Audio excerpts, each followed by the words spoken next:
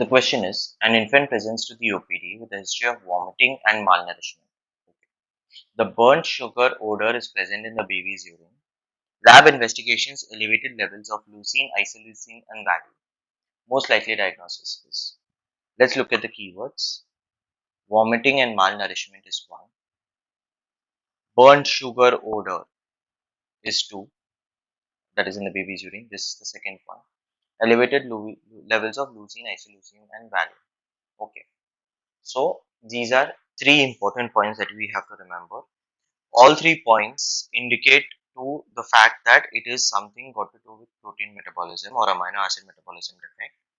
If you notice, leucine, isoleucine and valine, all 3 are branched chain amino acids.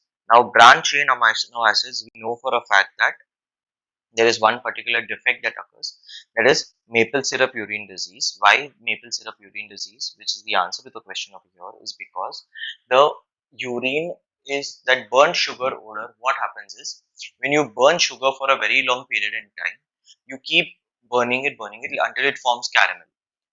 With a longer period in time, what will happen is, this burnt sugar, this caramel which is there, it you add certain ingredients to it so that it turns a little more red in color. Once it turns red in color, it has that sweet odor which is from the sugar, and that red is from the spices that you get or the ingredients that you add, and that is what gives us maple syrup. So the disease over here is maple syrup urine disease, and this is a defect that is commonly seen in branched chain fatty amino acids.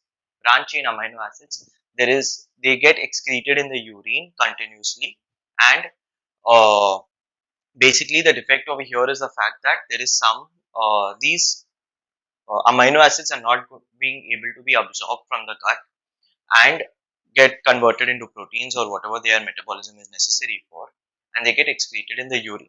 And like I told you, all 3 of them, being they are being excreted in the urine gives a very pungent odor of burnt sugar, and that is what is the same smell that you get for maple syrup, and that is the reason why the disease over here is maple syrup urine disease. Now, coming up, coming to the basic pathogenesis, what happens is, like I told you, all 3, leucine, isoleucine as well as valine, all 3 are branch chain amino acids. Now, what happens is, there is this particular enzyme, that is branch chain keto acid dehydrogenase complex. Like I have told you, you need to remember, basically when you come to amino acid metabolism is, certain amino acids get directly converted into glucose. They are known as glucogenic amino acids, whereas some amino acids get converted into fats and they are known as ketogenic amino acids.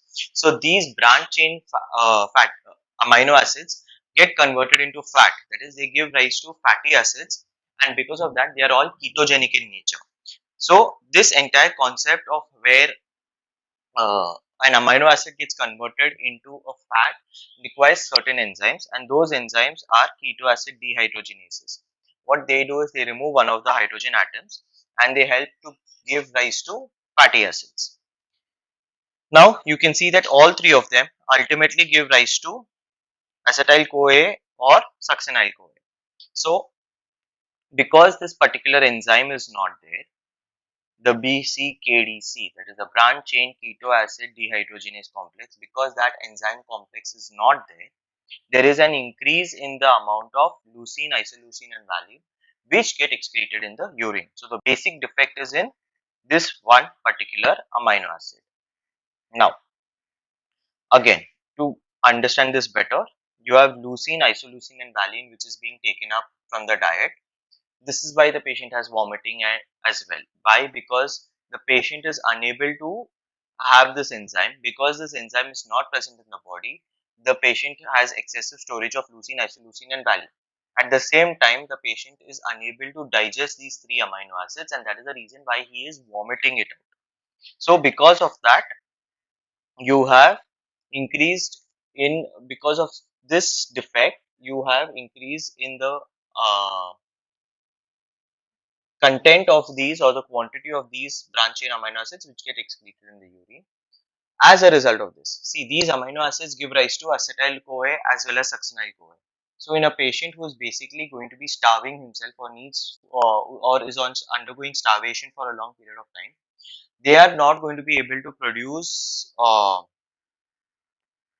acetyl CoA or succinyl CoA, which is needed for the carboxylic acid cycle.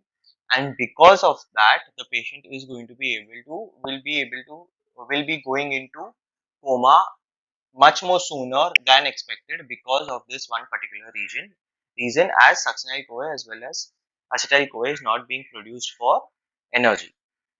Now, one of the symptoms or signs and symptoms of these diseases is that the patient starts avoiding food because they are unable to digest it. Second is coma. Like I told you, because there is no energy, the patient goes into coma much more faster. There is difficulty in eating. Patient has lethargy. Why is there lethargy? Because there is no energy being produced from succinyl CoA as well as acetyl CoA.